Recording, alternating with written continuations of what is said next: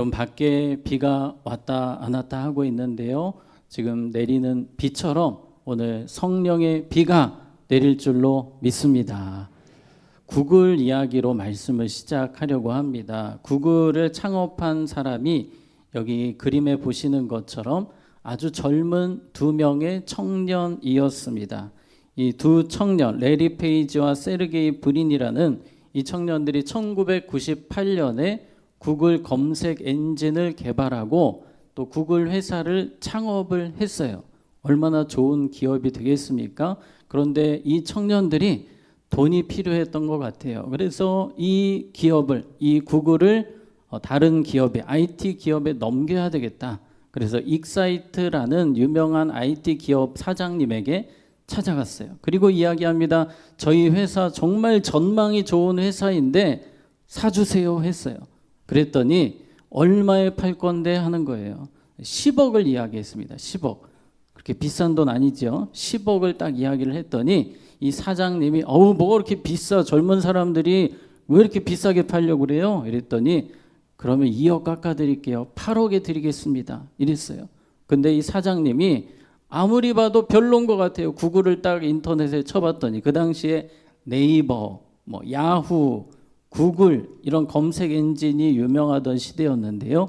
이 구글은 상당히 겉으로 보기에 볼품이 없어 보이는 거예요. 그래서 안 삽니다. 안 사요. 그리고 이 두 청년이 돌아갔어요. 그리고 나서 1년이 되고 2년이 되고 이 구글의 가치가 1년이 지나면 10배, 막 10배씩 늘어나요. 100배씩 늘어나요. 그래서 지금은 이 구글의 이 자산 가치가, 기업 가치가 몇 조입니까? 350조.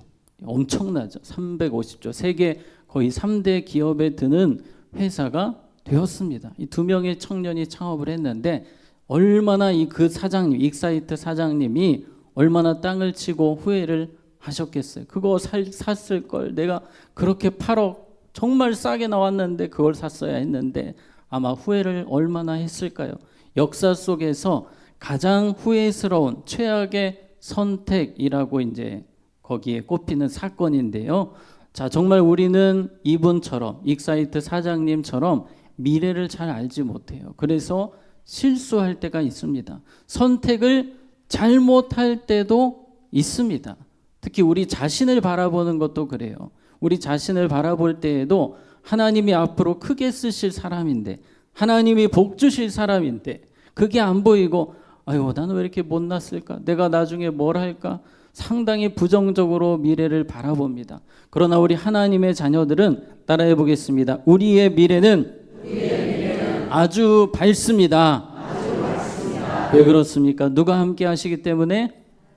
하나님이 함께 하시기 때문에 우리의 미래는 밝을 수밖에 없습니다. 왕 같은 제사장, 거룩한 나라라고 주님 우리에게 말씀해 주셨어요. 우리의 가치를 엄청 높여 주셨습니다. 이미 우리는 왕 같은 사람들이 되었어요. 그러므로 주님과 함께하는 내 인생 기대해야 되겠습니까? 부정적으로 보셔야 되겠습니까? 기대해야 되겠습니다. 우리의 미래를 바라볼 때에, 또 우리 자녀들의 미래를 바라볼 때에도 하나님이 붙드시는 인생이니 주님이 복 주시고 주님이 높이시고 주님이 귀하게 사용하실 줄 믿습니다. 우리 그러한 고백, 믿음의 선포가 너무나도 중요합니다. 자, 오늘 우리는 이사야 말씀을 보려고 하는데요. 이사야의 어떤 이 이스라엘의 지역을 우리에게 보여줍니다. 그런데 너무 이 지역이 부정적인 지역이었어요. 미래가 어두운 지역이었습니다. 자, 1절에 보면 이런 표현이 나옵니다. 1절에 전에 고통받던 자들에게 흑암이 없으리로다. 옛적에는 여호와께서 스불론 땅과 납달리 땅이 멸시를 당하게 하셨더니, 자, 여기서 중요한 표현이 스불론 땅과 납달리 땅이에요. 이 스불론 땅과 납달리 땅이 지금으로 하면 이 갈릴리 호수 주변 지역이거든요. 자, 그림을 한번 보겠습니다. 이 그림에 보시면 이스라엘 남북 쪽에서 갈릴리는 어디 쪽에 있습니까? 북쪽에 있습니다. 북쪽에 있고, 오늘 성경에서 잠시 나왔던 납달리, 스불론 다 북쪽에 있어요. 이 지역이 왜 전망이 없고 어두운 지역이냐면 외세 침략에 가장 노출된 지역이기 때문이에요. 아수르가 제일 먼저 쳐들어온 지역이 이 납달리라는 지역이었습니다. 그래서 매를 맞아도 제일 먼저 맞는 지역이 이 납달리입니다. 위험한 지역이에요. 또 이 아수르뿐만 아니라 페르시아, 바벨론, 또 그리스 이런 나라들이 다 이 납달리 지역을 통해서 쳐들어옵니다. 그러다 보니까 이 지역에 또 우상이 유입이 돼요. 우상 문화가 많아질 수밖에 없고 영적 타락이 심할 수밖에 없는 곳이 이 납달리, 스불론, 그리고 우리가 잘 아는 갈릴리 호수 주변이 되겠습니다. 이 지역은 누가 아무리 생각해도 전망이 없고 평생 앞으로 우리가 사는 날 동안 절대로 빛을 볼 수 없는 지역이다. 이것이 그 당시 이사야 시대 사람들의 공통된 생각이었어요. 그런데 우리 주님께서 이사야 9장 1절을 통해 다시 한 번 더 그 말씀 보시면 스불론 땅과 납달리 땅이 멸시를 당하게 하셨더니 후에는 나중에는 해변길과 요단 저쪽의 이방의 어디를 갈릴리를 영화롭게 하셨느니라. 하나님께서 앞으로 이 지역을 영화롭게 하시겠다고 예언을 하시는 거예요. 이사야를 통해. 그런데 백성들은 이해가 되지 않습니다. 설마 저 땅이 변할 수 있을까? 저 소망 없는 땅이, 다 이런 이야기를 하는 거예요. 하나님은 하나를 더 이야기하십니다. 2절에 보시면 흑암에 행하던 백성이 무엇을 보고? 큰 빛을 보고 사망의 그늘진 땅에 거주하던 자에게 무엇이? 빛이 비치도다. 이제 이 갈릴리 지역에 하나님의 강력한 빛이 임하게 될 것이고 이 갈릴리 지역이 납달리 스불론 지역이 축복의 땅이 될 것이다. 이 말씀이 선포되고 나서 백성들 아무도 기대하지 않았지만 700년이 흐르고 딱 700년 정도가 흘러서 누가 이 땅에 오셨습니까? 예수님이 이 땅에 오셨어요. 이사야 시대 예언 700년 정도 후에 예수님이 오셨는데 예수님이 가장 많이 활동하셨던 지역이 어디입니까? 갈릴리입니다. 갈릴리. 정말 이 예언의 약속이 그대로 완벽하게 이루어졌어요. 자, 우리 4장 13절 마태복음에도 이 예언이 성취되었다라고 이렇게 말합니다. 우리 같이 읽습니다. 시작. 나사렛을 떠나 스불론과 납달리 지경 해변에 있는 가버나움에 가서 사시니. 자, 예수님께서 어디에 사셨다고 하십니까? 가버나움에 사시니. 그런데 다시 한 번 더 1절을 13절 보시면 그 가버나움이 옛날 어디라는 겁니까? 스불론과 납달리 지경 해변에 있는 가버나움. 700년 전에 예언된 대로 이곳에 빛이 비치기 시작하는 거예요. 예수님의 지금으로 하면 사무실이 이 가버나움에 있는 겁니다. 예수님의 선교 센터가 이 가버나움에 있다고 보시면 되겠어요. 이 갈릴리 가버나움으로부터 주님의 역사가 시작이 되는 겁니다. 자, 계속해서 14절에서 16절까지 우리 같이 읽겠습니다. 시작. 이는 선지자 이사야를 통하여 하신 말씀을 이루려 하심이라. 일러스되 스불론 땅과 납달리 땅과 요단강 저편 해변길과 이방의 갈릴리여 흑암에 앉은 백성이 큰 빛을 보았고 사망의 땅과 그늘에 앉은 자들에게 빛이 빛이었도다 하였느니라. 아멘. 여러분, 예수님 시대에 이 이사야 말씀을 사람들이 보면서 소름이 끼치는 거예요. 진짜 이렇게 됐구나. 와, 700년 만에 이 갈릴리가 변화되는구나. 영적인 축복의 땅이 되는구나. 이전에는 외세 침략의 땅이었어요. 그런데 이제는 복음을 수출하는 땅이 되는 거예요. 예수 복음이 이곳에서부터 흘러가는 겁니다. 예수님의 대부분의 기적이 이 갈릴리 주변에서 일어났어요. 오병이어 기적도 바로 이 갈릴리입니다. 갈릴리. 또 죽은 자가 살아난 나사로가 살아난 것도 이 갈릴리 지역에서 일어난 사건이었어요.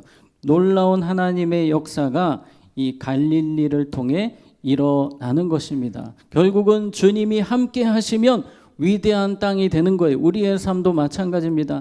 이전의 삶이 어떠했든지 주님이 함께 하시는 인생은 세상에서 가장 미래가 밝은 인생이 되는 줄로 믿으시기 바랍니다.